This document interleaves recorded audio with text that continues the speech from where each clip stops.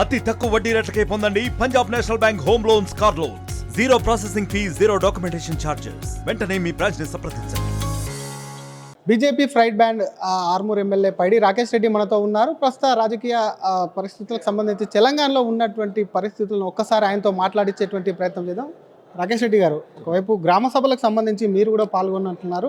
చాలా చోట్ల కాంగ్రెస్ పార్టీకి వ్యతిరేకంగా గ్రామ సభల్లో గొడవలు జరుగుతున్నాయి. అందులో కుట్రపూరితం ఉందని చెప్పి కాంగ్రెస్ ప్రభుత్వం చెప్తున్నటువంటి సిచ్యువేషన్. మీరు ప్రాక్టికల్గా వెళ్ళారు కాబట్టి ఏం చెప్తారు ఆ గ్రామ సభలకు సంబంధించి? రమ్మనండి, ఆ కుట్రపూరితమైన అతను ఎవరో అతను రమ్మనండి. అమరావతి గ్రామం కోదాము, మరి ఏ దండ ఎత్తారో మెడల్ దండలు ఎత్తారో వాళ్ళే చెప్తారు ప్రజలు. అమరావతి గ్రామంకి వెళ్దాము, ఆంధ్రనగర్ గ్రామానికి వెళ్దాము, లేకపోతే అంటే చిమ్రాజ్పల్లి గ్రామానికి వెళ్దాము, లేకపోతే ఐలాపూర్ గ్రామానికి వెళ్దాము, చెప్తారు ప్రజలు ఏమేమి ద్రోహం చేస్తున్నారు. మళ్ళీ ఏదైతే ఈ ముసుగులో పేద ప్రజలకు చెందాల్సిన ఫలాలని మళ్ళీ ఉన్న వాళ్ళకే ఇస్తున్నారు. 11 సంవత్సరాల నుంచి కళ్ళరిగినట్లు, కళ్ళు ఎండిపోయేటట్లు ఏడ్చిన ఆ తెలంగాణ పేద ప్రజలు మళ్ళీ మోసానికి గురవుతున్నారు, దగాకు గురవుతున్నారు. మేము నిన్న కూడా డిమాండ్ చేయడం జరిగింది. ముఖ్యంగా ఈ గ్రామ సభలను వెంటనే రద్దు చేసి, ఏదైతే గ్రామ సభలలో వచ్చిన అభ్యంతరాలని స్వీకరించి రద్దు చేసి మళ్ళా ఫ్రెష్గా వెంటనే నిజమైన పేదవాళ్ళ లిస్టులు తయారు చేయాలని కోరుతున్నాం. అర్హులకు లేవా ఎక్కడ కూడా వచ్చినటువంటి స్కీమ్స్ కానీ ఇల్లు కానీ? 75% అనర్హులకి వచ్చినాయి, 25% అర్హులకు వచ్చినాయి, కొన్ని చోట్ల 90% అనర్హులకు వచ్చినాయి. కాబట్టి ఈ ద్రోహం మంచిది కాదు. నేను గౌరవనీయ ముఖ్యమంత్రి రేవంత్ రెడ్డి గారికి చెప్తున్నా, ఈ పాపము కూడా మంచిది కాదు. పేదోడు కన్నీటి ఈ నేల మీద పడితే ఆ ఉసురు ఊరికనే ఓది కాంగ్రెస్ పార్టీకి. కానీ కొంత చర్చ కూడా జరుగుతుంది. గత 10 ఏళ్లలో ఊర్లకు ఇల్లు కానివ్వండి అటువంటి ఏం రాలేవు. ఇప్పుడు వచ్చినటువంటి దాంట్లో నిత్యం ప్రతి ఏడాది ఇస్తామని అంటున్నాం. వాటిని కొంత సవరించుకుంటామని చెప్పి కూడా ప్రభుత్వం నుంచి కొంత వాదన వినిపిస్తుంది. మేము ఆ మాటని మేము స్వీకరిస్తున్నాము. మేమేమంటున్నామంటే ఈ కాంగ్రెస్ ప్రభుత్వానికి ఏదైతే దుర్మార్గమైన ఆలోచనలు ఉన్న నాయకత్వానికి ఏం చెప్తున్నామంటే, మీరు నిరంతరం అప్లికేషన్లు తీసుకోండి, కానీ ముందు లేని వాళ్ళకైతే రేషన్ కార్డ్స్ ఇవ్వండి, లేని వాళ్లకు ఇళ్లలో ప్రాధాన్యత ఇవ్వండి. ఈ నిరంతరం మాకు కూడా తెలిసి ఇది టెక్నికల్ కండిషన్ సప్లై ఈ కాంగ్రెస్ స్కీమ్స్ ఏముంటాయో ముందు ఉన్న వాళ్ళకి ఇచ్చి, లేని వాళ్ళ అప్లికేషన్ తీసుకొని మళ్ళీ ఎప్పుడు ఉంటుందో 3 వద్దులు ఉండే ఈ ప్రభుత్వము ఎప్పుడు ఉంటుందో ఊడిపోయే ప్రభుత్వంకు మీరు కొడుతున్నారా? వాళ్ళు గూలగొట్టుకుంటున్నారండి. మేము గూలగొట్టుకుంటలేము. ఇప్పుడు అన్నిటి మేం కాదు, కాంగ్రెస్లో ఉన్న ప్రజలే తిరగబడుతున్నారు. నేతలు పదే చెప్తున్నారు ఎప్పుడు ఉంటుందో ఎన్ని రోజులు ఉంటుందో తెలియదు అని. ఎందుకు ఆ మాట పదే కాంగ్రెస్ ఉన్న వాళ్ళు అంటున్నారు ముఖ్యమంత్రి మార్పు తొందరలోనే ఉంది అని వాళ్ళు అంటున్నారు తప్ప మేము అంటలేదు. కాంగ్రెస్ ఏదైతే ఇప్పుడు గ్రామాలలో ఉన్నదో కాంగ్రెస్ కార్యకర్తలు తిరగబడుతున్నారు ముఖ్యంగా, మేం కాదు. వాళ్ళు ఇంకా నిజాయితీపరులు. గ్రామాలలో ఉన్న కాంగ్రెస్ కార్యకర్తలు కొద్దిగా నిజాయితీగా ఉన్నారు. ఈ నాయకులు తప్ప మేము కార్యకర్తలను ఏమంటలేము. ఆ మీ కాంగ్రెస్ కార్యకర్తల రోదన ఈయనైనా సరే అరువులకు ఇవ్వాలని కోరుతున్నాము. అరువులకు ఇవ్వకపోతే ముఖ్యంగా రద్దు చేయండి ఇమ్మీడియట్లీ. మళ్ళీ ఏదైనా intellectual committee, all party committee వేసి జిల్లాకు ఒక ఉమ్మడి జిల్లాలో ఏదో 33 జిల్లాలు ఉన్నాయి, 33 జిల్లాలలో ఒక జిల్లాకు ఒక 10 మంది నిజాయితీపరులైన అధికారులను వేసి మొత్తం ప్రక్షాళన చేసి అర్హులైన పేదవాళ్లకు ప్రభుత్వ సంక్షేమ పథకాలు అందాలని కోరుకుంటున్నది భారతీయ జనతా పార్టీ. ప్రజల నుంచి కూడా వ్యతిరేకత వస్తున్నటువంటి మాట. ఆల్రెడీ ప్రజాపాలన పేరుతో అప్లికేషన్ తీసుకున్నారు, మళ్ళీ రేషన్ కార్డులు అని పెన్షన్లు అని కొత్త అప్లికేషన్లు ఏంది, ఎందుకు ఇన్నిసార్లు అప్లికేషన్లు అనేది మీరేమంటారు? ఇచ్చేదే లేదు కదా. ఇప్పుడు ఏదైతే పార్టీల ముసుగులో స్థానిక సంస్థలను గెలవడానికి, స్థానిక సంస్థలు ప్రలోభ పెట్టడానికి ఇదంతా ఒక స్కీమ్ తయారు చేశారు.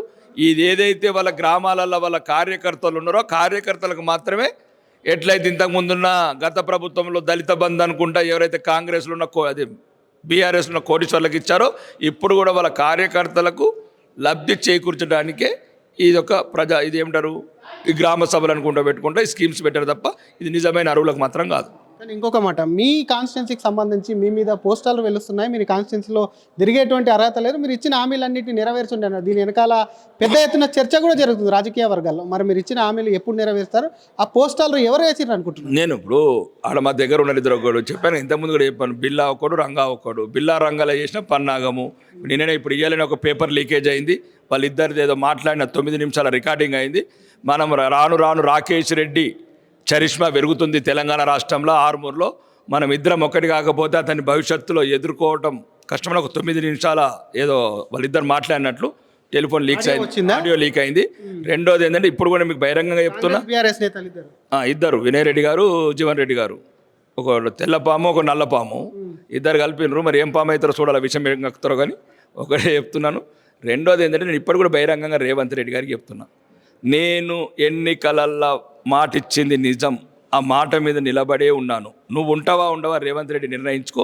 నేను నా ప్రజలకు ఒక వాగ్దానం చేశాను. ఏమని?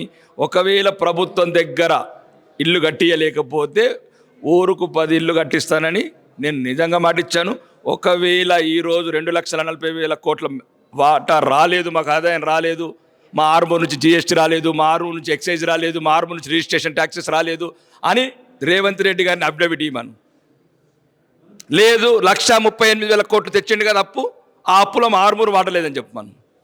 ఎవడబ్బ సొమ్ము ఎవడికి ఇస్తున్నాడు? బహిరంగంగా చెప్తున్నా. ఇల్లు ఒకవేళ ప్రభుత్వం ఇప్పటికైనా డిక్లేర్ అవ్వమని దమ్ముంటే ఆర్మూర్ తెలంగాణలో లేదని రేపు మార్నింగ్ మొత్తం 87 ఊర్లలో మొత్తం కొబ్బరికాయలు కొడతాను గృహాలు కట్టేందుకు. ఎవడబ్బ సొమ్ము ఎందుకు ఇస్తారా మీరు? మా డబ్బు, మా సొమ్ము, మా హక్కు, మా ఆస్తి అది. కాబట్టి 3,500 మా వాటా, ఇంకా అవసరమైతే 6,500 ఇల్లు అడిగి సాధించుకుంటాం. కానీ మీరు సొంత పైసలతో తీసుకొస్తున్న ధైర్యం కూడా ఉండాలి. ఎందుకంటే ప్రభుత్వ ఏర్పాటు ఉంటే సొంత పాటు ఉంటే కాస్త అనుకూలంగా ఉంటుంది. కానీ మీరు సొంత పైసలతో కట్టిస్తున్నది ఏ ధైర్యంతో చెప్తారు? అదే చెప్తానండి. ప్రభుత్వం చెయ్యకపోతే, ప్రభుత్వం ఎవరి ప్రభుత్వం అండి? ప్రభుత్వం అంటే ఏమైనా కాంగ్రెస్ ప్రభుత్వమా? ప్రభుత్వం అంటే ప్రజల ప్రభుత్వం. పార్టీలు ప్రతిపక్ష పార్టీల ఎమ్మెల్యేలకు సహకరించట్లేదని మీరే చెప్తున్నారు. అది ఉందా ఇంకా? ఇప్పుడు 3,500 ఇల్లు అండి. ఇప్పుడు నియోజకవర్గానికి 3,500 ఇల్లు. అవే కదా మేము సాధించినాయి, మేము కొట్లాడినాయి, మేము తీసుకొచ్చినాయి.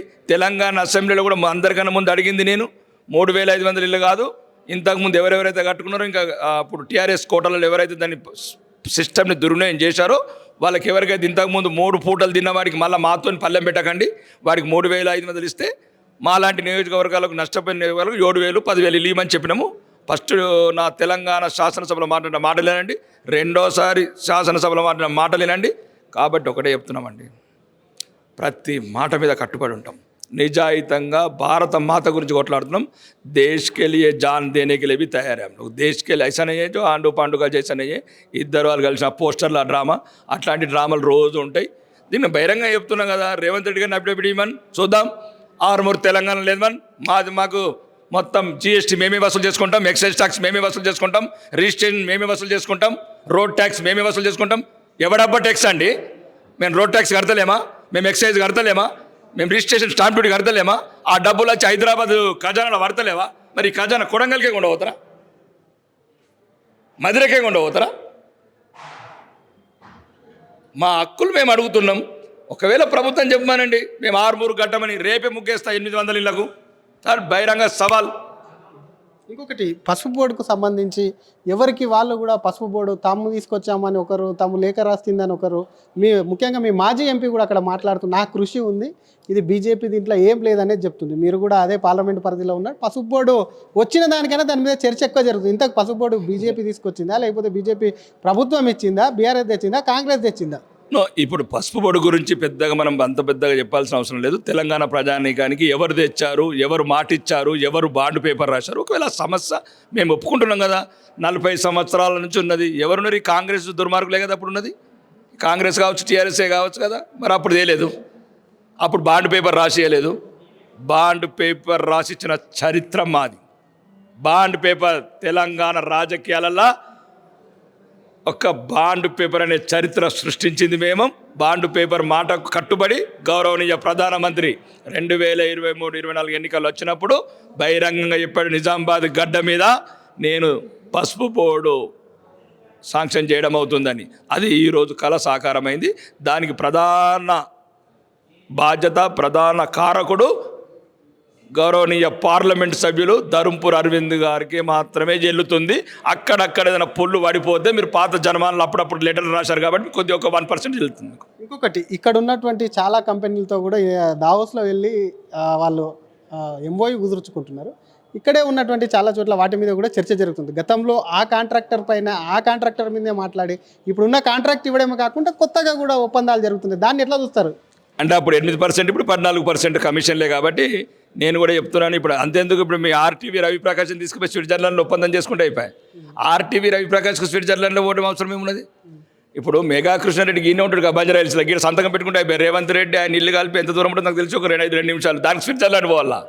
ఇది ప్రజలని మోసం చేయడానికి. అవి ఎటువంటి పెట్టుబడులు కావు, ఒక మోసపూరిత ఎంఓయూలు. అవి చూద్దాం వాళ్ళు దాంట్లో ఏమేమి కుట్రలు దాగి ఉన్నాయి, ఏమేమి అవినీతి దాగి ఉంది. సరైన సమయం వచ్చినప్పుడు సరైన కేంద్ర దర్యాప్తు సంస్థలను దించుతాం. దూద్ మెగా మీద లేకపోతే ప్రభుత్వం మీద? మెగా అయితే మెగా, ఇంకా ఇంకేదైనా అయితే ఇంకా మెగా మెగా అంటే ఏంది మన రతన్ టాటా పోలేదు ఎట్లా పాపం పెద్ద ఆయన అంత గౌరవనీయుడు నిజాయితీపరుడు. మెగా అంటే ఏంది అసలు? ఒక మామూలు మనిషి రోజు తన శక్తిని మెగా అయిండు. మెగా నిజాయితీ కూడా ఉన్నది, మెగా ఉంటుంది. దాని గురించి అంత పెద్ద మెగా గురించి మాట్లాడే అవసరం లేదు. ఇదే మెగా గతంలో కట్టినటువంటి ప్రాజెక్టు కూలిపోయే ఆయన నాణ్యత లేదన్నారు. మరి దానికే ముఖ్యమంత్రి ఆయన మీద విచారణ చేస్తామంటారు. ఆయనకే ఇవ్వడం అనుకున్నటువంటి మతలాబు ఓన్లీ కమిషన్లేనా, ఇంకేమైనా వాటాలు ఉన్నాయి? ఓన్లీ కమిషన్ మాత్రమే, అవినీతి మాత్రమే. ఆయనకు రేవంత్ రెడ్డి గారికి ఇప్పుడు కూడా 24 సార్లు అపాయింట్మెంట్ ఇవ్వట్లేదు. అక్కడ రకరకాల రాహుల్ గాంధీ కూడా మొన్న ఎవరు చెప్తున్నారు, మీ మీడియా మిత్రులే సర్వే చేస్తున్నారని. అంటే ఆ సర్వే వల్ల వచ్చిన ఇబ్బందులు కావచ్చు, ఢిల్లీకి పంపాల్సిన సంచులలో కావచ్చు, దాని గురించి స్విట్జర్లాండ్ ఒప్పందం అనేది నాటకం తెరలేపారు. దాంట్లో ఎన్ని వేల కోట్ల అవినీతి ఉంది, అవినీతి సొమ్ము ఎడ్డుపోతుంది అనేది తర్వాత కాలంలో మనకు తెలుస్తుంది. తెలియకపోతే తెలిసినట్లు చేస్తాం. థ్యాంక్ యూ అండి. ఇది ఒకవైపు గ్రామ సభలకు సంబంధించి కానివ్వండి, అక్కడ జరుగుతున్నటువంటి అటు గ్రామ సభలు కూడా చాలా చోట్ల కూడా అటు కాంగ్రెస్కు అనుకూలంగా ఉన్న వాళ్ళకి, కాంగ్రెస్ కార్యకర్తలకు కూడా అనేక స్కీమ్లు, రేషన్ కార్డులు ఇల్లు వాళ్ళకే వస్తున్నాయి కాబట్టి వాటిని రద్దు చేసి కొత్త కమిటీలు వేయాలని చెప్తూనే ఆర్మూర్ తనపై వెలిసినటువంటి పోస్టాలు ఏవైతే ఉన్నాయో ఒకవేళ ప్రభుత్వం చేయకుంటే తన సొంత డబ్బులతో ఇస్తానని చెప్పాను కాబట్టి ప్రభుత్వం మెడలు మంచి తీసుకొస్తాను, లేదంటే ప్రభుత్వం నుంచి కూడా అటు ఆర్మూర్ ప్రజలు జీఎస్టీ చెల్లించలేదని సీఎం రేవంత్ రెడ్డికి చెప్పమనండి, వెంటనే నేను 800 ఇల్లు ఏవైతే ఉన్నాయో వాటిని నిర్మిస్తానని చెప్పి ఛాలెంజ్ చేస్తూనే ఇక్కడ ఉన్నటువంటి మెగా కంపెనీకి సంబంధించి కూడా విదేశాల్లో వెళ్ళి ఒప్పందం కుదుర్చుకోవడం ఏంటి, రేవంత్ రెడ్డి ఇంటి నుంచి 2 నిమిషాలు కదా, ఇక్కడ కాకుండా అక్కడ వాళ్ళకు ఎందుకు ఇది కుదిరింది కాబట్టి వాళ్ళకి ఖచ్చితంగా కమిషన్లు పర్సెంటేజ్ కమిషన్లు వస్తున్నాయి కాబట్టి ఆ విధంగా మెగాతో ముందుకెళ్తుంది. గతంలో అవినీతి ఉన్నది కాబట్టి మెగాలో కూడా దాని మీద ఎంక్వైరీ చేస్తామని ఇప్పుడు మెగాతో ఒప్పందాల వెనుక ఖచ్చితంగా కమిషన్లు ఉన్నాయని చెప్పి ఆర్మూరు ఎమ్మెల్యే పైడి రాకేష్ రెడ్డి అంటున్నారు. కెమెరామెన్ కోటితో శ్రీధర్, RTV, హైదరాబాద్. మరిన్ని వీడియోస్ కోసం ఛానల్ ని సబ్స్క్రైబ్ చేయండి. లేటెస్ట్ అప్డేట్స్ కోసం వాట్సాప్ ఛానల్ ని ఫాలో అవ్వండి. ఆ లింక్ డిస్క్రిప్షన్ లో ఉంది.